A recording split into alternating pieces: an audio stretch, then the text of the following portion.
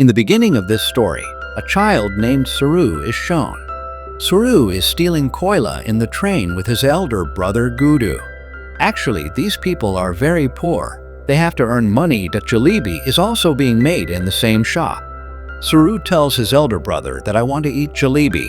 He does not have enough money to feed jalebi to his younger brother. Saroo says that one day we will buy all the jalebi from the shop. Now a little milk is given in exchange for the koila. And these two brothers play and reach their home, where Saroo and Gudu also have a younger sister. These three live with their mother.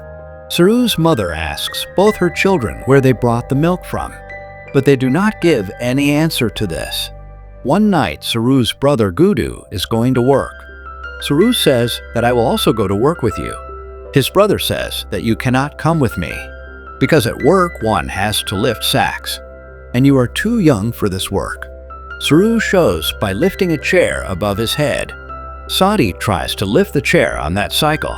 Saroo says that I can do any work. When Saroo wins, his brother has to take him with him. Both of them reach a train station. Saroo falls asleep in his brother Gudu's lap. His brother tries to wake him up, but Saroo is very hurt and is feeling very sleepy. He says, "Let me sleep." Saroo's brother Gudu makes him lie down on a bench and says that I will return tomorrow morning after work. You stay here. Before leaving, Saroo tells his brother to bring jalabis when he returns. He says, "Okay." Saroo says 2,000 jalabis. After some time, when the night becomes even darker, the station becomes completely empty. There is only one child at this entire station, and that is Saroo. Saroo goes and sits in a train standing on the platform. After some time, he falls asleep. In the morning, when he wakes up, the train is moving. Saroo gets scared seeing this. He runs in all directions in the train. He also calls out for his brother. He tries to open the doors of the train, but the doors are completely locked. That is why he is unable to get out of the train, even after the train stops several times. The bogie of the train is completely empty. Saroo has boarded this train hungry and thirsty. After traveling for a few days, the train reaches Kolkata, West Bengal. That means Saroo is 100 kilometers away from his home. Saroo is from Kanwa district of Madhya Pradesh. He gets down at the station where there is a huge crowd. He goes to the ticket counter and says that I want to go to my home. But here everyone is talking in Bengali. Saroo does not understand anyone. He goes and sits with some children like him sitting at the station, who do not have any home. But after some time, some people come here, who pick up those children and take them with them. Saroo somehow escapes from there. And once again, he is completely alone in this big city in the darkness of the night. He is also very hungry. Then he sees a statue of Goddess Mother. He bows to Goddess Mother, and he eats the prasad that is in the feet of Goddess Mother.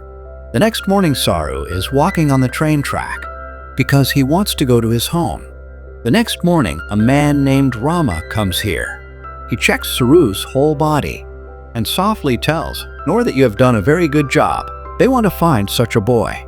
Saroo gets suspicious of both of them, so he takes the opportunity and runs away from this house. Saroo spends many of his days around Howrah Bridge. He always remembers his mother, how his mother used to break stones, and he used to help his mother. Saroo loves his mother very much, but now she is 160 kilometers away from here, about which Saroo knows nothing. Saroo spends 2 months like this here, and one morning when it is raining, he is sitting outside a cafe. Inside the cafe, a boy is drinking coffee, and from outside Saroo is imitating him. That boy comes out and gives Saroo something to eat. After this, he takes Saroo with him to the police station. He tells that this boy does not know Bengali. He talks in Hindi. When I asked him where he was from, he told me that he was from Ganesh Tale. Neither the boy nor the police knew anything about this place, because it is a very small village in Madhya Pradesh. The boy also asked Saroo about his mother's name. Saroo said that his mother's name is Amy. Actually, he did not know his mother's name. The police tried very hard to find his parents, but they could not find anything about Saroo's house, his village, his family. So the police sent him to an orphanage. Saroo spent 3 months there, and after 3 months, a lady named Mrs. Sood came to meet Saroo. She told Saroo that since the last 3 months we have been trying to find your mother and your family, but we could not find anything. We also gave an advertisement in the newspaper, which is read by 1.5 crore people every day. But this also did not help. Saroo says that my home is very far from here. Mrs. Sood teaches everyone everything in English word table manners. And now Saroo is sent to Australia, where Mr. John and his wife Sue Jino have adopted Saroo. They are very happy to see him. They bring Saroo to their home. When Saroo, who lives in a small mud house, sees this house, he is completely surprised. He also becomes very quiet, because this country, the air, the soil here, everything is completely new to Saroo. Saroo's mother, whose name is Sue, who has adopted Saroo, tells Saroo in English that I know that your journey was not so easy. You cannot tell me anything right now, but one day you will tell me everything. Saroo slowly starts learning their language, their lifestyle. Very soon he becomes comfortable with all this. Mr. John and his wife Sue love Saroo like their own daughter. They do not allow any kind of deficiency in her life. After a year, they adopt another child who is unable to adjust with them and starts harming himself. But Mr. John and his wife try to control this child, explain it to him because they want to help him. He goes to Melbourne to study hotel management. He also meets his brother, whom Mr. and Mrs. John had adopted after Saroo, but both of them don't like each other. Saroo now reaches the introductory class of hotel management, where everyone tells about themselves. Saroo says that he wants to open his own hotel. He also tells that he is from Calcutta in India. After this, all the students here hold a house party. Saroo also goes there. There are many Indian students here. That's why there is a lot of Indian food here. And when Saroo sees jalebia there, he remembers his childhood inspiration, when he asked his brother Gudo to eat jalebi. And in response, his brother Gudo said that he will definitely feed him jalebi. Saroo said that one day he will buy all the jalebis. When Saroo remembers the inspiration, tears come to his eyes, and he tells his friends that he is not from Calcutta. He is from some other place. He was lost in his childhood. He got stuck in a train, and when the train stopped, he reached Calcutta. Here a boy asks him how many days he was in the train. Saroo says 2 or 3 days. The boy asks him the name of his village. Saroo says Ganeshtail. But now Saroo does not even know whether he is able to pronounce the name of his village properly or not, because he does not know how to speak Hindi. Now he can only speak English. Here a boy tells him that from Howrah branch of Calcutta, where you reached in your childhood. Here a girl tells him about Google Earth. She says that with the help of Google Earth, you can find any place in the world. But Saroo refuses to talk more about this.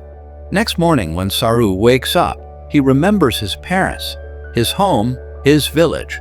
It makes one feel that after he got lost, his mother, brother, sister must have been very worried for him.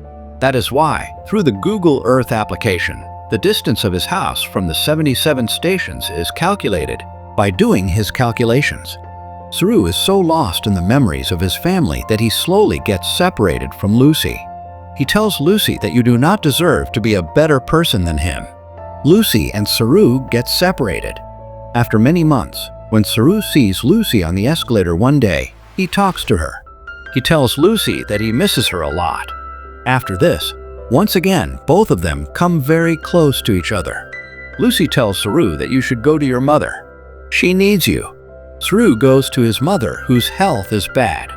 Saroo till today thought that his mother adopted him because she can never become a mother. But Sue tells Saroo that I could have become a mother, but I and your dad John had decided that we will adopt 2 children.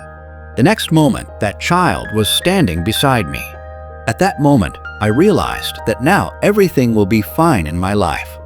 Then it will be fine. But nobody understands his language. Now he can understand Hindi. Then a man comes there who knows English. Saroo tells him his brother's and his sister's name. He asks him that the family he used to live in this house earlier, where has he gone now? But the man does not answer his question and goes away from there. But after a few moments he comes back and signals Saroo. When Saroo goes in that direction, he sees that an old woman is coming from the front, and this woman is none other than the one in whose lap Saroo had spent his childhood. She is his biological mother. He hugs her and cries a lot. Saroo's mother had not left this village till date because she was sure that one day her son would definitely return. Saroo's sister is also here. He hugs his sister, but Saroo is not able to meet his brother. He comes to know that the night he went to work with his brother, Saroo was feeling sleepy, so his brother made him sleep on the bench, and when his brother was leaving, Saroo told his brother to bring jalebi in the morning. Gudu had died in a train accident. That is, he lost both his sons in one night, but his hope was on God, and he kept waiting for his younger son Saroo for so many years, and today, after 25 years, his son has returned. After this, Saroo calls his mom and dad in Australia and tells them that he has found his family, but this does not change anything. Even today, you are the same for me as you were before. You are my mom and dad. After this, Saroo goes to all those places where he used to play with his brother, and on going to these places, he remembers his childhood when he used to walk on these roads with his brother. Saroo used to go with them. Here we come to know that his name is not Saroo, but Shiru, which means lion. In the end, we are shown some real footage in which Saroo's parents who had adopted him come to India. In India, Saroo's real biological mother hugs them. So this was the true story of Saroo. According to official reports, it is known that every year 80,000 children from India who could have given birth to their own children, but they decided that instead of giving birth to their own children, they will adopt those children who do not have a home so that they can get a good home. If every person in this world thinks like this, then this was the whole story of the film Lion. This film was released in the year 2016. Its rating on IMDb is 8. The budget of this film was $12 million, and it earned $141 million at the box office. We hope you liked this story.